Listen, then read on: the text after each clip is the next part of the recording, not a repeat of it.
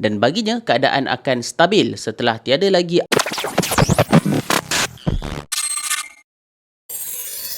Assalamualaikum warahmatullahi taala wabarakatuh. Di antara peristiwa yang penting telah berlaku kepada Abdul Malik bin Marwan ialah menghadapi pemberontakan dari Amru bin Sa'id bin As. Baiklah, kenapa Amru bin Sa'id ini memberontak? Kisahnya begini. Sebenarnya Amru ini memang dah target nak jadi khalifah selepas dari kewafatan Marwan ibnul Hakam yang merupakan bapa kepada Abdul Malik. Dan waktu Marwan ibnul Hakam menjadi khalifah, Marwan memang rasa yang Amru bin Sa'id ini lebih layak menjadi khalifah seterusnya berbanding Khalid bin Yazid. Sebab jika kita lihat perjanjian di Al-Jabiah, sepatutnya lepas Marwan wafat, pengganti khalifah adalah Khalid bin Yazid. Tetapi Marwan lebih nampak Amru lebih sesuai jadi khalifah atas sebab Amru ini lebih banyak pengalaman daripada Khalid bin Yazid. Masalah sekarang ni, bila wafat sahaja Marwan ibnul Hakam, perjanjian yang sepatutnya dibuat semasa di Al-Jabiah tak dilaksanakan sepenuhnya. Marwan ibnul Hakam telah melantik anaknya Abdul Malik menjadi khalifah. Jadi bagi Amru bin Sa'id,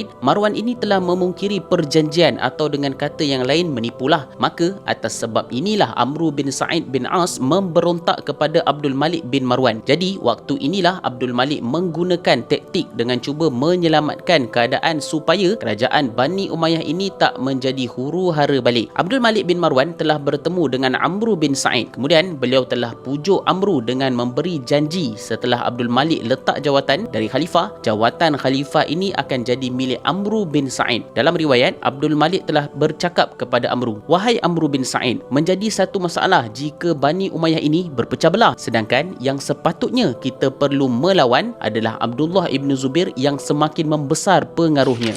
Baiklah, Amru bin Sa'id ini kira boleh terimalah apa yang dijanjikan oleh Abdul Malik waktu itu. Jadi antara tempoh waktu ketika itu tak adalah berlaku apa-apa kacau bilau di dalam kerajaan Bani Umayyah. Cuma pada tahun 69 Hijrah hingga 70 Hijrah, waktu Abdul Malik pergi ke Iraq bersama dengan Amru untuk melawan Mus'ab bin Zubair, inilah berlaku sesuatu perkara yang tak dijangka. Waktu dalam perjalanan ke Iraq, Amru bin Sa'id ini cakaplah dekat Abdul Malik, "Wahai Abdul Malik, dulu ayah engkau Marwan ada berjanji dengan aku untuk melantik aku menjadi khalifah selepas dari kematiannya. Atas sebab janji yang telah dia cakap itu, aku pun berjuang bermati-matian demi Bani Umayyah. Dan kau Abdul Malik pun tahu sejauh mana berjayanya aku waktu berjuang di samping bapakmu Marwan. Jadi sekarang ni aku nak kau umumkan kepada semua bahawa aku akan jadi khalifah sesudah kau, wahai Abdul Malik." Setelah tu Abdul Malik tak jawab apa-apa, sekadar berdiam diri sahaja. Disebabkan Abdul Malik ini tak jawab apa-apa, maka Amru bin Sa'id ini telah buat satu perancangan. Amru ni telah diam-diam keluar dan membawa tenteranya pulang ke Damsyik dan telah menguasai kota Damsyik serta mempersiapkan pertahanan di kota Damsyik. Bila Abdul Malik tahu sahaja perkara itu, terus beliau berangkat ke Damsyik dan berlakulah beberapa siri pertempuran antara Abdul Malik dan Amru bin Sa'id. Bagi tidak keruhkan keadaan, Abdul Malik ini telah membuat perjanjian dengan Amru bin Sa'id. Akhirnya berlakulah perdamaian antara kedua-dua belah pihak.